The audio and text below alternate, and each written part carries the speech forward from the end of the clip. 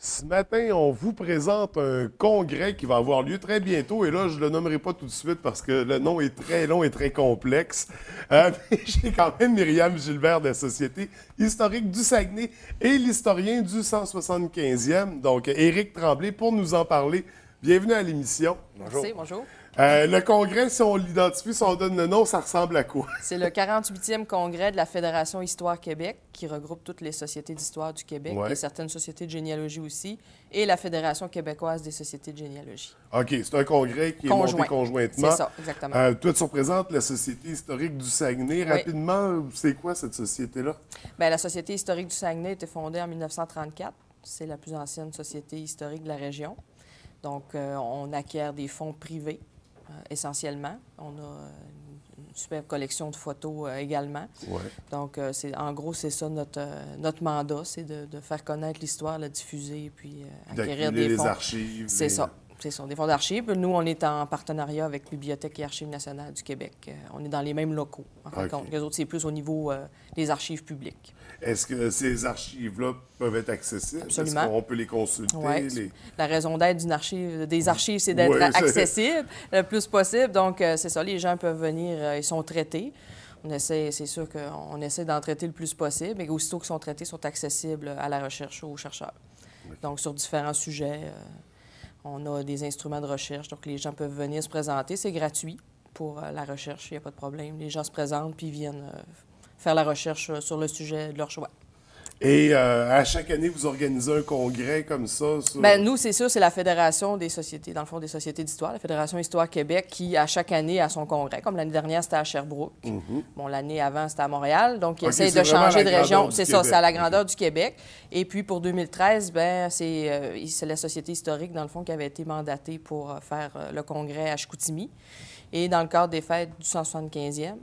Et comme la Société de généalogie allait faire, elle, le 15e colloque de la Fédération québécoise des sociétés de généalogie, on s'est mis ensemble, on a fait ça conjointement parce qu'attirer des gens de partout au Québec dans le même mois pour deux événements distincts, ça n'aurait sûrement pas marché. Donc, on a mis nos efforts en commun pour faire un événement, dans le fond, qui va donner, avec le 175e, l'union de la Société de généalogie.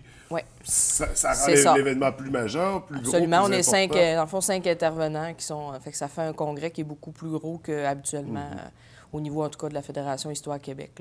Habituellement, pour la Fédération des sociétés de généalogie, c'est une journée, c'est un colloque. Okay. Donc, c'est vraiment plus petit. Donc là, ça se tient sur 3 jours, 17, 18, 19 mai prochain. Et avec le 19 mai, c'est les excursions qu'on a organisé. Donc, une à Arvida puis une croisière sur le fjord. OK. C'est pas juste un congrès, il y a des activités. C'est ça. Il y a des activités. Ça commence le vendredi avec la pulperie. Puis, ça, on pourra peut-être y revenir. Puis après ça, le samedi, c'est vraiment, dans le fond, la grosse journée avec les conférences et le souper des grandes familles le soir. C'est pour ça que Éric est là, parce que c'est lui qui, dans le fond, fait la conférence de fermeture. Bon, bien, allons-y. Avec ta participation, Éric, c'est ça, tu fais, donc tu vas faire des conférences pendant l'événement qui vont traiter des 175 ans d'histoire de la région? Bien, nous, on a ciblé pour le banquet, justement, du congrès, de faire une conférence sur les grandes familles. OK. Mais pas grandes familles dans le sens nombreuses, oui, mais grandes familles pour essayer de montrer la diversité de la population de Saguenay-Lac-Saint-Jean depuis 1838. Puis, comment je vais procéder? Je pense que ça va être intéressant parce que là, on a généalogistes et historiens ensemble. Ouais. Fait que là, il faut plaire aux deux. Hein? Le premier défi, c'est là. Est-ce qu'il y a une compétition entre les généalogistes et les Non, il y a une complémentarité, mais chacun, a sa vision un peu des choses. C'est ça, exactement. Fait que moi, j'ai trouvé, en tout cas, on essaie de trouver un concept pour plaire aux gens. Fait que qu'est-ce qu'on va faire? C'est qu'on va suivre des événements d'histoire régionale et on va rattacher des familles ou des individus à cette histoire-là.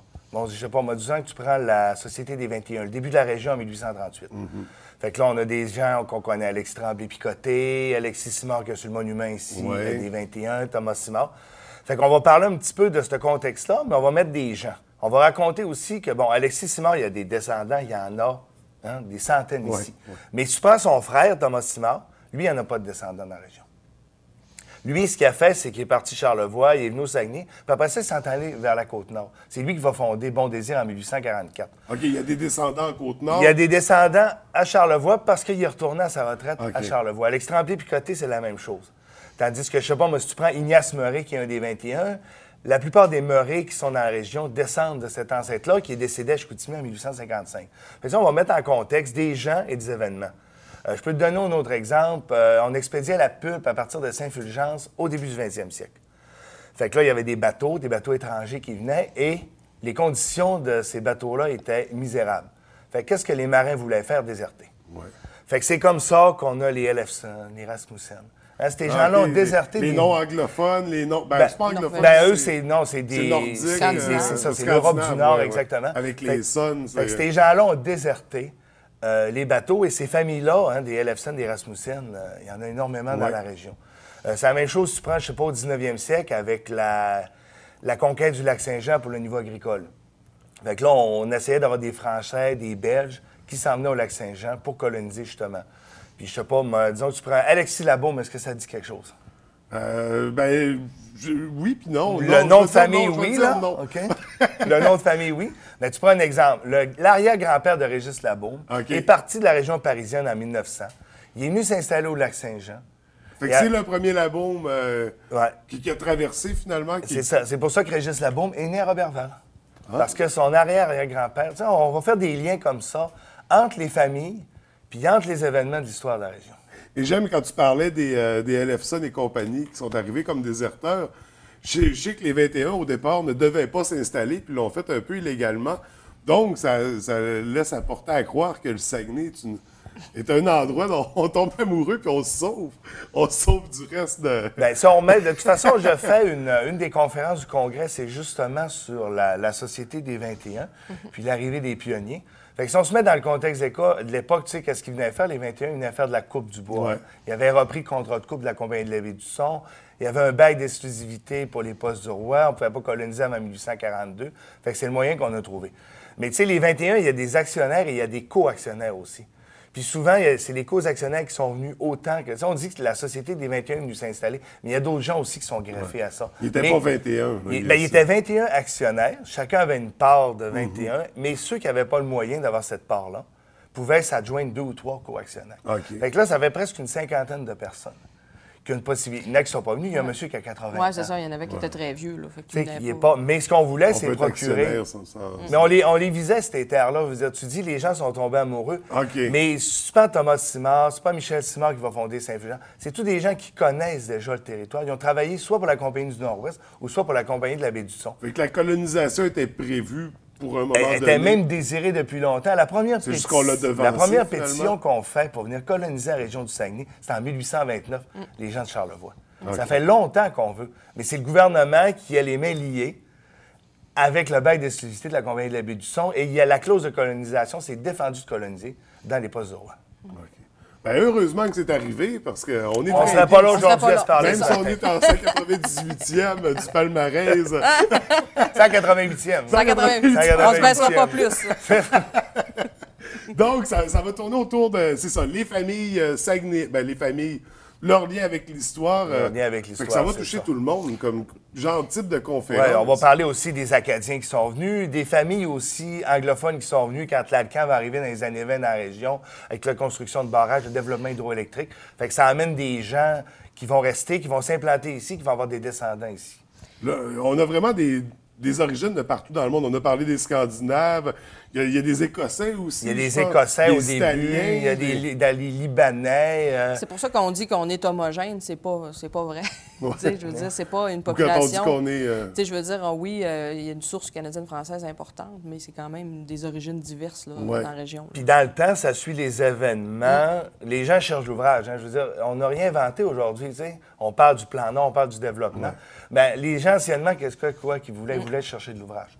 Où est-ce qu'il y avait de l'ouvrage? La construction de barrages ou n'importe quoi. Exactement. C'était l'Eldorado, le mythe du Nord de l'époque. C'était la région de Saguenay-Lac-Saint-Jean. Puis ce qui est important, c'est que là, les gens ont accès à cette conférence-là d'Éric. C'est grand public, ce qui n'est pas le cas habituellement dans un congrès.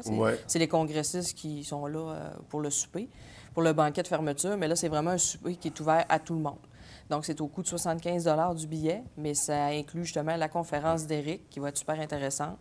On a aussi une animation avec les personnages de la Nouvelle-France qui vont être là. Donc, du site de la Nouvelle-France, qui vont venir faire une animation dans la soirée. Donc, plein d'activités dans la soirée, donc avec un banquet 4 services, tout ça au Montagnet. Bien, je pense que ça va être vraiment, ça vaut le coup. Là. Ça, c'est pour les 3 jours, le billet, ou c'est pour c'est juste pour cette soirée-là, okay. le 75 Parce que pour s'inscrire au congrès, mettons, c'est 175 que pour mettons, les 3 jours. Mais quand on veut vraiment, ce qui est ouvert au grand public, parce que c'est sûr que les gens peuvent venir quand même s'inscrire à une conférence, là, si, on peut les prendre à la carte, là. Il n'y a pas de problème, pas obligé d'être membre d'une société d'histoire ou de généalogie. Mais vraiment, au niveau de la soirée des grandes familles, là, c'est ouvert au grand public pour 75 Bien, ça vaut la peine. C'est super intéressant. Puis, écoute, c'est aussi dynamique. Pendant tes conférences, c'est certain que les gens s'endormiront pas. Ça a lieu, c'est la dernière. C'est le samedi, le 18 mai, c'est ça. Le lendemain, c'est les excursions, dans le fond. Les gens qui vont s'être inscrits pour les excursions. Mais ça clôt vraiment la journée de conférence. On a plusieurs conférences dans la journée et activités avec le musée du Fjord, entre autres. Oui. Donc, on pourra en reparler lors de ma prochaine visite. On se revoit la semaine prochaine, donc on va tomber plus en détail dans la programmation. C'est ça. Pour l'instant, c'est ça. Là, on se concentrait sur la conférence à ne pas manquer. Les billets, on peut se les procurer de quelle façon? À la Société de généalogie, au 693-82-66. Donc, les bénévoles là-bas qui sont prêts à répondre. Il n'y a aucun problème. Ils vont être très heureux de répondre aux gens. Donc, il n'y a pas de problème. Vous pouvez appeler dès aujourd'hui.